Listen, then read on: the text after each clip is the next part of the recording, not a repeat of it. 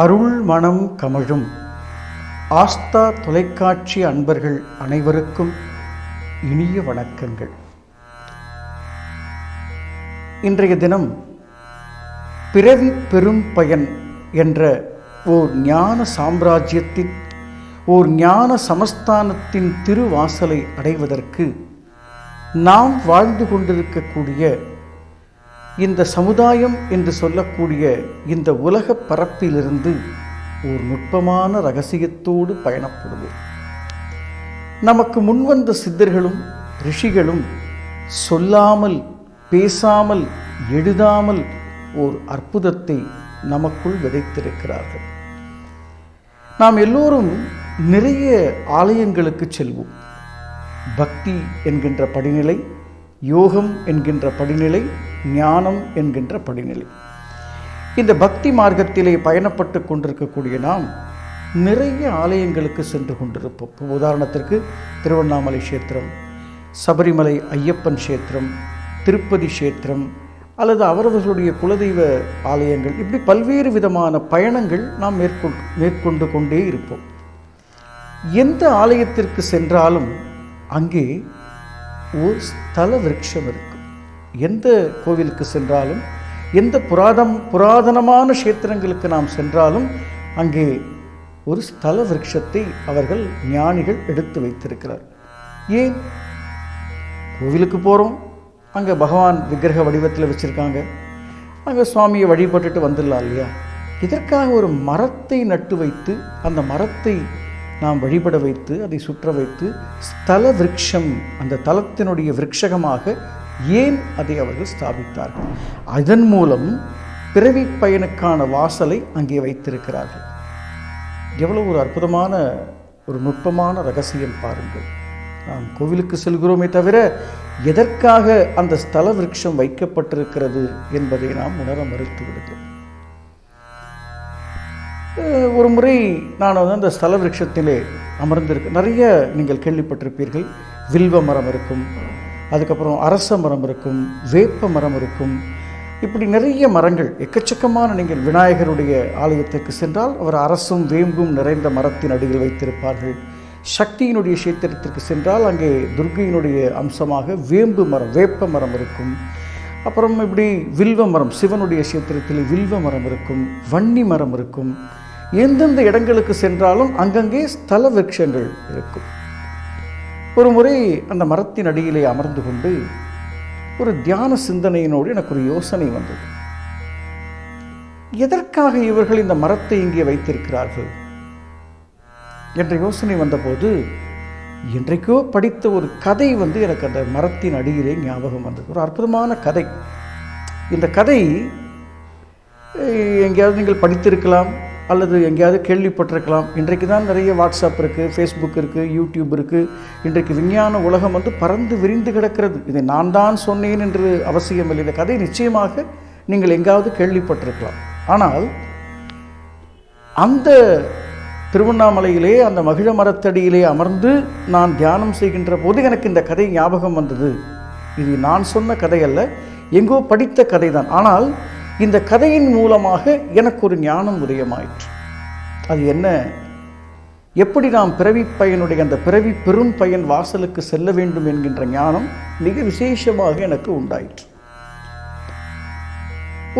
ஒரு அழகான ஒரு உணவு விடுதி, அதாவது ஒரு நம்மெல்லாம் தங்கி செல்லக்கூடிய ஒரு உணவு விடுதி. அங்கே போர்டிங் லாட்ஜிங், அங்கே உணவும் இருக்கிறது, தங்குவதற்கான வசதியும் இருக்கிறது என்று வைத்துக்கொள்ளுது. ஒரு அழகான உணவு விடுதி. அந்த உணவு விடுதிக்கு தங்குவதற்காக வெளி மாநிலத்திலிருந்து ஒருவன் தங்குவதற்காக அந்த உணவு விடுதிக்கு வருகிறார். அந்த உணவு விடுதிக்கு வந்தவுடன் அங்கே இருக்கக்கூடிய மேலாளர், அதாவது மேனேஜர் என்று சொல்லக்கூடிய இந்த உணவு விடுதியினுடைய மேனேஜர் என்ன சொல்கிறார்? இந்த உணவு விடுதியில் தங்குவதற்கு இத்தனை ரூபாய் ஆகும், இத்தனை நேரம் தங்க வேண்டும் என்று அந்த தங்குவதற்கான சில கட்டளைகள், சில வழிமுறைகளை அவனுக்கு சொல்லுகிறார். சரி ஐயா, கண்டிப்பாக நான் இந்த உணவு விடுதியில் தங்குகிறேன். நான் அதற்கு முன்பாக கொஞ்சம் அந்த உணவு விடுதியினுடைய அறைகளையும் நான் சுற்றி பார்க்க விரும்புகிறேன். சுற்றி பார்த்துவிட்டு எனக்கு விருப்பம் இருந்தால் நான் தங்குகிறேன் என்று அந்த வழிப்போக்கன் சொல்கிறார். இந்த மேலாளருக்கு இவன் மேலே சந்தேகம் ஏற்படுகிறது. சரி, நீ சுற்றி பார்க்க வேண்டும் என்றால் எனக்கு ஒரு 100 ரூபாய் பணம் கொடுத்து விட்டு சுற்றிப்பார் என்று அந்த உணவு விடுதியினுடைய மேலாளர், அந்த மேனேஜர் சொல்கிறார். இவனும் என்ன செய்கிறான், தன்னுடைய பாக்கெட்லேருந்து 100 ரூபாய் எடுத்து அந்த மேனேஜர்கிட்ட கொடுத்துட்டான். கொடுத்துட்டு அந்த விடுதியை சுற்றி பார்ப்பதற்காக அவன் சென்று விட்டான். இந்த மேனேஜர் தன் கையில் ஒரு 100 ரூபா வச்சுருந்தார் இல்லையா, அவருக்கு டக்குன்னு ஒரு ஞாபகம் வருது, நம்ம எதிர்கடையில் நேற்றைக்கு ஒரு 100 ரூபா கடன் வாங்கணும் இல்லையா, இந்த 100 ரூபா கடனை அவனுக்கு கொடுத்துடலாம் அப்படின்னு சொல்லிட்டு என்ன பண்ணுறாரு, இந்த 100 ரூபாயை கொண்டு போய் இந்த எதிர்கடையில் இருக்கிற ஒரு பொட்டிக்கடையில் இந்த கடனை கொடுத்துட்றாரு. அப்போது இவருடைய கடன் முடிஞ்சு போச்சு. இந்த பொட்டிக்கடைக்காரன் கையில் 100 ரூபா வந்தது இல்லையா, அந்த 100 ரூபா வந்த உடனே அவனுக்கு ஒரு எண்ணம் வருது, ஆஹா நேற்றைக்கு நம்ம கடையில் சரக்கு போட்டார்ல, அவர் இப்போ வருவார், அவர்கிட்ட இந்த 100 ரூபாயை கொடுத்துடலாம் அப்படின்னு சொல்லிட்டு என்ன பண்ணுறாரு, அந்த 100 ரூபாயை அந்த சரக்கு போட்டவன் வந்தோடனே அவங்ககிட்ட இந்த காசை கொடுத்துட்றான் 100 ரூபாய்.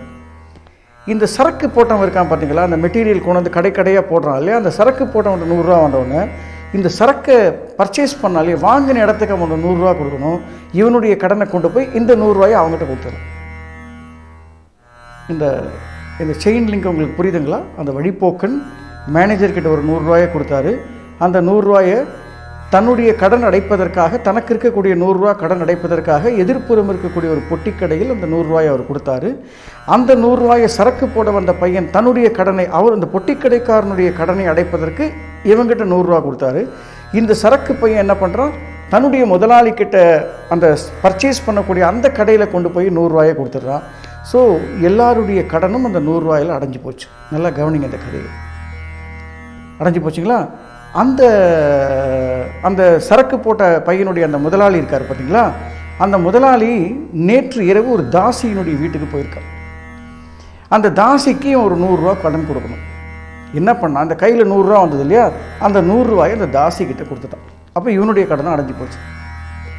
இந்த 100 ரூபாய் இவன் கையில் வந்தது இல்லையா, அந்த தாசி கையில் வந்தது இல்லையா, அந்த தாசிக்கு ஒரு யோசனை வந்தது, நேற்று இரவு நாம் இந்த விடுதியில் இந்த அறையில் தங்கினோமே, அவனுக்கு ஒரு 100 ரூபா கொடுக்கணுமே, அந்த 100 ரூபாயை கொண்டு வந்து கொடுக்கலான்னு அந்த 100 ரூபாயை இந்த மேனேஜர்கிட்ட கொடுத்துட்றது. இந்த சுற்று புரியுதுங்களா? மேனேஜர்கிட்ட கொடுத்த உடனே அந்த விடுதியை பார்த்துட்டு சுற்றி பார்த்துட்டு வந்தான் பார்த்தீங்களா, வந்துட்டு ஐயா எனக்கு இந்த அறை பிடிக்கல, அப்படியாப்பா இந்தா பார்த்த 100 ரூபா எடுத்துக்கோ. எவ்வளோ ஒரு அருமையான கதை, எங்கு படித்ததோ யார் எழுதியதோ எனக்கு தெரியாது. இப்போ ஒரு பொருள் எல்லோருடைய கடனையும் அடைத்து விட்டது, யாருக்கும் மிச்சம் மீதி இல்லை. ஒரு பொருள் எல்லோருடைய கடனையும் அடைத்து விட்டு ஒரு 100 ரூபாய் அந்த மேனேஜருடைய கடன் அடைக்கப்பட்டது, கடைக்காரன் கடன் அடைக்கப்பட்டது, அந்த சப்ளை செய்யக்கூடிய பையனுடைய கடன் அடைக்கப்பட்டது, அந்த முதலாளி தாசிக்கு தர வேண்டிய கடன் அடைக்கப்பட்டது, அந்த தாசி ஹோட்டல் மேனேஜரிடம் தந்த கடன் அடைக்கப்பட்டது, தான் வைத்திருந்த 100 ரூபாயை மீண்டும் அந்த விடுதியில் அடைக்கப்பட்டு கடன் நிறைவு செய்யப்பட்டது வெறும் அந்த 100 ரூபாய் காகிதத்தால். இந்த கதை அந்த மரத்தடியில் உட்கார்ந்திருக்கும் போது எனக்கு வந்தது. அப்போ இறைவன் இந்த மரத்தின் மூலமாக ஏதோ ஒரு ஞானத்தை, பிரபஞ்ச ரகசியத்தை, அந்த பிரம்ம பிரகாச பேரின்ப வைப்பு நிதி என்ற எல்லைக்கு அழைத்துச் செல்வதற்காக ஒரு கதையை அங்கே சொல்லிக்கொண்டே இருக்கிறான். நன்றாக கவனித்து பாருங்கள். அந்த சுழற்சியிலே யாருக்குமே கடனில்லை. யாருக்குமே கடன் இல்லை என்றால் வினை இல்லை, குற்றம் இல்லை, வினை இல்லை. அப்ப வினையற்ற வாழ்க்கை வாழ்வதற்கு ஒரு விசேஷமான ஸ்தல விருட்சம். அது பார்த்தீங்கன்னா வித்து. அந்த வித்திலிருந்து முளைத்த மரம், அந்த மரத்திலிருந்து முளைத்த கிளை, அந்த கிளையிலிருந்து முளைத்த பூக்கள், அந்த பூக்களிலிருந்து வெளிப்பட்ட காய், அந்த காயிலிருந்து வெளிப்பட்ட கனி, மீண்டும் அந்த கனியிலிருந்து வெளிப்பட்ட வித்து, விதை மீண்டும் மரமாக. எந்த வினையும் இல்லையப்பா. வினையற்ற ஒரு தன்மைக்கு வர வேண்டும் என்றால், வினையற்ற ஒரு தன்மையை உணர்த்துவதற்காக எத்தனை விசேஷமாக அந்த பெரியவர்கள் சிந்தித்திருப்பார்கள். என் இனிய இளைஞர்களே, எத்தனை அற்புதம் பாருங்கள். இது வெறும் கதையா? நம் வினை அழிப்பதற்காக இன்னொரு பெரிய நுட்பம் பார்த்தீங்கன்னா, சயின்டிஃபிக் படி பார்த்தா கூட அந்த மரத்துக்கடியில் போய் உட்காருகின்ற போது நம்முடைய ஆக்சிஜன் சுத்தப்படுத்தப்படும், மரம் ஆக்சிஜனை அதிகமாக வெளியிடுவதால் நாம் ஆக்சிஜன் அதிகமாக சுவாசிக்க நேரிடும். அதன் மூலமாக பிரதட்சணம் வருகின்ற போது நம்முடைய உடல் ஆரோக்கியம், மன ஆரோக்கியம், உயிர் ஆரோக்கியத்துக்கான புற வழிபாட்டிற்கான விளக்கமும் பிரபஞ்சம் எனக்கு போதித்த அக வழிபாட்டிற்கான ஞான ரகசியமும் அந்த ஸ்தல விருட்சத்திலே வைக்கப்பட்டிருக்கிறது. இது ஒரு சாதாரண நிகழ்வா? நமது முன்னோர்கள் விதைத்தது, நமது சித்தர்களும் ஞானிகளும் வெறும் கோவிலை மட்டும் கட்டி வைக்கவில்லை. அந்த கோவிலுக்குள் இருக்கக்கூடிய பிரம்மம் என்று சொல்லக்கூடிய இறைவனை அடைவதற்கான சூக்ஷ்மத்தை வாசலிலே ஒரு மரத்தை நட்டு வைத்து, ஸ்தல விருட்சம் மகனே உற்று கவனி, ஒன்றுமில்லாமல் ஒரே ஒரு காகிதத்தை வைத்துக்கொண்டு எல்லா வினைகளையும் என்னால் அடிக்க முடியும் என்பது உண்மையானால், ஒரே ஒரு விதையை வைத்துக்கொண்டு எல்லா சிருஷ்டியும் என்னால் செய்ய முடியும். மரத்தின் வித்தும் மனிதனின் வித்தும் நான் தான். உலகத்தில் இருக்கக்கூடிய 84 லட்ச பேதங்களினுடைய வித்து நான் தான். சர்வ சகல அண்ட சராசரங்களுடைய வித்து நான் தான் என்பதை சொல்வதற்கு ஸ்தல விருட்சத்தை நட்டு வைத்திருக்கிறார். எத்தனை அற்புதம்! இந்த ஒரு செயலுக்காகவே நமது முன்னோர்களையும் சித்தர்களையும் ஞானிகளையும் ரிஷிகளையும் கையெடுத்து வணங்க வேண்டாமா? அந்த பிறவி பெரும் பயன் வாசலுக்கு அழைத்துச் செல்லக்கூடிய ரகசியத்தை அந்த மரக்கன்றுகளில் வைத்திருக்கிறார்கள். என் அன்பில் சிறந்த நண்பர்களே, இனி ஒவ்வொரு முறை நீங்கள் ஆலயம் போகின்ற போதும் அந்த மரத்துக்குள் இருக்கிறது, அந்த ஸ்தல விருட்சத்திற்குள் இருக்கிறது பிறவி பெரும் பயன் ஏறுவதற்கான திருச்சாவி. எத்தனை நுட்பம் பாருங்கள்! ஒரு சாதாரண விஷயம் அல்ல. எத்தனை மரங்கள்! அது மட்டுமல்ல, விதவிதமான மரங்கள், விதவிதமான அமைப்புகள். எங்கெல்லாம் எந்தெந்த ஊரிலெல்லாம் எந்தெந்த மரம் கிடைக்கிறதோ, எந்தெந்த இடத்திலெல்லாம் எந்தெந்த மரம் விளைகிறதோ, அந்த மரத்தை அந்த ஊரில் இருக்கக்கூடிய ஆலயத்திற்கு பிரதானமான ஸ்தல விருட்சமாக எடுத்து வைத்து, அந்த மரம், இந்த கதை என்றைக்கோ நான் படித்தது, இந்த மரங்களை என்றைக்கோ நான் பார்த்தது, ஆனால் ஒரு நாள் அமர்கின்ற போது இந்த பிரபஞ்ச சட்டம் எனக்கு வேறு ஒரு அறிவை கொடுத்தது. இந்த விளக்கத்தை இந்த உலகத்திலே எந்த நூலிலும் எந்த புத்தகத்திலும் நான் படிக்கவில்லை. இப்படி பிரபஞ்சம் நமக்கு போதிக்க ஆரம்பித்தால், இந்த பிரபஞ்சமே, மூல பிரம்மாண்டமே, மகா விஸ்வரூபமே நமக்கு குருவாய் வந்து நின்று ஒவ்வொரு செய்தியாக அறிவுறுத்தும். நாம் எல்லாவற்றையும் எதிர்மறையாகவே பார்க்க பழகி கொண்டிருக்கிறோம். எல்லாவற்றிலும் எதிர்மறை சிந்தனைகள். இந்த எதிர்மறை சிந்தனைகள் வருவதற்கான காரணம் என்ன? இரண்டு காரணங்கள் தான். ரொம்ப எளிமையானது. ஆன்மீகம் என்பதும் ஞானம் என்பதும் ரொம்ப எளிமையானது. நமக்கு எதிர்மறை, அதாவது எதிர்மறை என்பது ஆங்கிலத்தில் நெகட்டிவ் தாட்ஸ். இந்த நெகட்டிவ் தாட்ஸ் நமக்கு வருவதற்கு இரண்டு காரணம். ரொம்ப மண்டையை உடைச்சி நீங்கள் யோசிக்கவே வேண்டாம். ரொம்ப சிம்பிளான காரணம். எதிர்மறையால் நமக்கு பிரச்சனைகள் வருகிறது, குழப்பங்கள் வருகிறது, மன அமைதியின்மை வருகிறது, உறவுகளுக்குள் சிக்கல் வருகிறது, கணவன் மனைவிக்குள் தாம்பத்திய சுகம் இல்லாமல் போகிறது, குழந்தைகளிடம் அன்பு இல்லாமல் போகிறது, செய்தொழிலில் மேன்மை இல்லாமல் போகிறது, பக்தி புரியவில்லை, யோகம் புரியவில்லை, ஞானம் புரியவில்லை, பிறவி பெரும் பயன் என்ற வாசல் புரியவில்லை, விரக்தி, வேதனை, சோதனை, ஏக்கம், எதிர்பார்ப்பு, இது எல்லாவற்றிற்கும் காரணம் இரண்டு விஷயங்கள் தான். எதிர்மறை என்று சொல்லக்கூடிய நெகட்டிவ் எனர்ஜி நமக்கு வருவதற்கு இரண்டு விஷயங்கள் தான். இந்த பிரபஞ்ச ஈர்ப்பு சக்தியை, நாம் செல்வந்தனாக ஆக வேண்டும், மிகுந்த மகிழ்ச்சியோடு வாழ வேண்டும், செல்வ செழிப்போடு வாழ வேண்டும், ஆனந்தத்தோடு வாழ வேண்டும் என்ற எண்ணம் நமக்கு இல்லாமல் போவதற்கும், இருந்தாலும் அதை நடைமுறைப்படுத்தாமல் இருப்பதற்கும் இரண்டு காரணங்கள். இந்த பிரபஞ்ச ஈர்ப்பு விதியை கற்றுக்கொண்டால் உங்களுக்கு பொறாமை வராது. ஐயோ, அடுத்தவன் கார் வாங்கிவிட்டானே என்று நீங்கள் வருத்தப்பட மாட்டீர்கள். அடடா, எதிர் வீட்டுக்காரன் வீடு கட்டி விட்டானே என்று நீங்கள் ஏக்கப்பட மாட்டீர்கள். இன்றைக்கு அவன் வீடு கட்டினான், நாளைக்கு நான் வீடு கட்டுவேன் என்ற நம்பிக்கை பிறக்கும். இன்றைக்கு அவன் கார் வாங்கினான், நாளைக்கு நானும் கார் வாங்குவேன் என்ற பலம் உங்களுக்கு ஏற்படும். இன்றைக்கு அவன் புகழ் சம்பாதித்தான், பணம் சம்பாதித்தான், அந்த புகழும் செல்வமும் மகிழ்ச்சியும் எனக்கும் வரும் என்ற நம்பிக்கை ஏற்படும். எப்பொழுது ஏற்படும்? நேர்மறை சிந்தனை வந்தால் மட்டுமே ஏற்படும். எதிர்மறை சிந்தனையில் நம்பிக்கை வரும், ஆனால் அது செயலாகாது. காரணம், எதிர்மறை சிந்தனை என்றால் என்ன என்று நாம் தெரிந்து கொள்ளாமல் இருக்கிறோம். நிறைய பேர் நிறைய இடங்கள்ல இதை பேசுவோம். நெகட்டிவ் எனர்ஜி, பாசிட்டிவ் எனர்ஜி, பிரபஞ்ச சக்தி ஈர்க்கிறோம். எப்படி ஈர்க்க முடியும்? என்ன பிரபஞ்சம் என்ன பசுமாட்டிலேருந்து கறக்கிற பாலா பிடிச்சி கறக்கிறதுக்கு?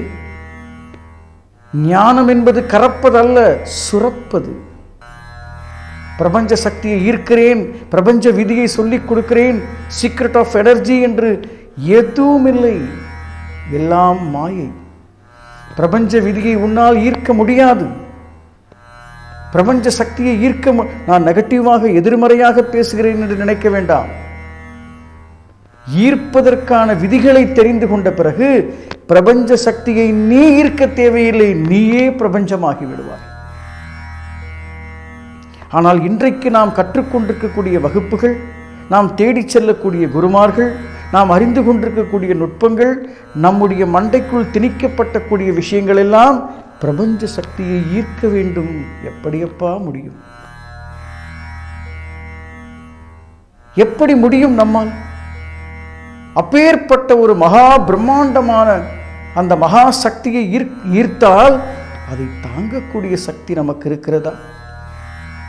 நம் வீட்டு டிரான்ஸ்ஃபார்மரில் நம்முடைய வீட்டு அந்த கரண்ட் போர்டிலே வரக்கூடிய மின்சாரத்திற்கும் வீட்டிற்கு வெளியே இருக்கக்கூடிய வைக்கப்பட்டிருக்கக்கூடிய அந்த மின்சார டிரான்ஸ்ஃபார்மருக்கும் வித்தியாசம் இருக்கிறது அல்லவா? ஒரு மின்சார அந்த மின் கடத்தியினுடைய சக்தியே இத்தனை அதிகம் என்கின்ற போது பிரபஞ்ச மகாசக்தியை ஈர்க்கும் விதி, ஈர்ப்பு விதி எத்தனை கொடுமைகள்! அப்படி என்றால் ஈர்க்கவே முடியாதா என்று ஒரு கேள்வி உங்களுக்கு வரும். நீயும் நானும் பிரபஞ்ச சக்தியை ஈர்க்க வேண்டிய அவசியம் இல்லை. பிரபஞ்ச சக்தியை அனுபவித்துக் கொண்டே கடல் நீரையெல்லாம் உங்கள் வீட்டிற்கு வரவழைக்கிறேன் என்று சொன்னால் அது எத்தனை மூடத்தனம்! நாம் கடலுக்கு சென்று கால் நனைத்து கடலுக்குள் விழுவது புத்திசாலித்தனமா? கடல் நீரையெல்லாம் என் வீட்டிற்கு வரவழைக்கிறேன் என்று சொல்வது புத்திசாலித்தனமா? எத்தனை குழாய் போட்டு பைப்பை கொண்டு வந்து வீட்டு வாசல்ல கடல் தண்ணி வந்தாலும் அது கடல் நீராகாது. காரணம், அது குழாய் வழியாக வந்ததுதான், அதுக்கு சக்தி கம்மிதான். பிரம்மாண்டமாக அந்த சமுத்திரத்தின் கடற்கரையில் நின்று பாருங்கள், உங்கள் கண்ணுக்கு எட்டிய தூரம், காலுக்கு எட்டு, உங்களால் அளவிட முடியாத பிரம்மாண்டம் அங்கே தெரிகிறதே. அதை பைப்பில் கொண்டு வந்து வீட்டில் கொண்டு வந்து சொட்டு சொட்டா வந்தா இந்த தண்ணியும் அந்த தண்ணியும் ஒன்றாகி விடுமா? பிரபஞ்ச சக்தியோடு நாம் கலக்கிறது புத்திசாலித்தனமா? பிரபஞ்ச சக்தியை ஈர்ப்பது புத்திசாலித்தனமா? வாழ்வின் அற்ப தேவைகளுக்காக பணம் வேண்டும், மனைவி வேண்டும், புகழ் வேண்டும், கல்வி வேண்டும், செல்வ வேண்டும், இதற்காகவா பிரபஞ்ச சக்தியை ஈர்ப்பது? அழிந்து போகும் செல்வங்களுக்காகவா பிரபஞ்சத்தை ஈர்ப்பது? அழியாத நித்திய பெரும் செல்வம் அடைவதற்கான அந்த மகத்துவமான பிறவி பெரும் பயன் வாசலுக்கு நாம் ஈர்க்க தேவையில்லையப்பா. அதை அறிந்தாலே, உணர்ந்தாலே போதும். இந்த கதையின் மூலமாக ஒரு விசேஷமான, அற்புதமான, நுட்பமான ரகசியத்தை இந்த ஸ்தல விருட்சத்திலே தெரிந்து கொண்டிருக்கிறோம். இனி எப்பொழுதெல்லாம் ஆலயம் செல்கிறீர்களோ அப்பொழுதெல்லாம் நம் வினை ஓயும். இந்த ஸ்தல விருட்சத்தினுடைய சுழற்சியால் வித்துதான் கனியாகிறது, கனிதான் வித்தாகிறது. அந்த 100 ரூபாய் எப்படி சுற்றி வந்து எல்லோருடைய கடனையும் வினையையும் அழித்ததோ அப்படி அழிக்க முடியும் என்ற நம்பிக்கை வந்தால் நமக்கு இறந்த கால பதிவுகளும் இருக்காது, எதிர்கால கற்பனைகளும் இருக்காது. இந்த நெகட்டிவ் எனர்ஜி என்று சொல்கிறோமே, அதற்கு பெயர் எதிர்மறை சிந்தனை. எதிர்மறை சிந்தனை தான் இறந்த கால பதிவுகளும் எதிர்கால கற்பனைகளும். இறந்த கால பதிவுகளும் எதிர்கால கற்பனைகளும் எப்பொழுதெல்லாம் நமது மண்டைக்குள் வருகிறதோ அப்பொழுதெல்லாம் நாம் எதிர்மறை சிந்தனையாளராகத்தான் இருக்கிறோம். நம்மால் பிரபஞ்சத்தை ஈர்க்க முடியாது. நிகழ்காலம் என்று சொல்லக்கூடிய நித்திய பிரம்மாண்டத்தில் இருந்தாலே போதும், பிரபஞ்சத்தை ஈர்க்க வேண்டாம், நாமே பிரபஞ்சமயமாக மாறிவிடுவோம். அந்த நிகழ்கால நுட்பத்தை அனுபவிப்பதற்கான சாவி ஸ்தல விருட்சத்தில் இருக்கிறது. அந்த ஆக்சிஜனுக்குள் இருக்கிறது, பஞ்சபூதத்திற்குள் இருக்கிறது, பிரம்மாண்ட விஸ்வரூபத்திற்குள் இருக்கிறது. அந்த பிறவி பெரும் பயன் என்ற வாசல் ஏறி அழியாத நித்திய பெரும் வீட்டிற்கு செல்லக்கூடிய நிகழ்கால பொக்கிஷ நித்தியத்தை அனுபவித்து என்றென்றைக்கும் யுகந்தோறும் மாறாத யுக புருஷனாய் நிலைத்து நிற்கக்கூடிய ஒரு அற்புதமான பாசிட்டிவ் எனர்ஜி, நேர்மறை சிந்தனையாளனாக மாறினால் பிரபஞ்சத்தை நாம் ஈர்க்க வேண்டிய அவசியமில்லை. பிரபஞ்சமே நம்மை ஈர்த்து நாமே பிரபஞ்சமயமாக ஓங்குவோம். இதுதான் ஓங்குதலுக்கான சூத்திரம் என்று சொல்லி ஒரு மகத்தான பிறவி பெரும் பயன் என்ற வாசலுக்கு எத்தனை பிறவிகள், எத்தனை கோடி ஜென்மங்கள் செய்த புண்ணியமோ இந்த அற்புதமான தகவல்களையெல்லாம் மகா விசேஷமான ஆஸ்தா தொலைக்காட்சி உங்கள் செவிகளுக்குள் கொண்டு சேர்த்து கொண்டே இருக்கிறது. இந்த மகத்தான மங்களத்தோடு இன்றைய திருநாளை நிறைவு செய்வோம். நன்றிகளும் வணக்கங்களையும் சமர்ப்பிக்கின்றேன். சகலமும் சித்தி பெறும்.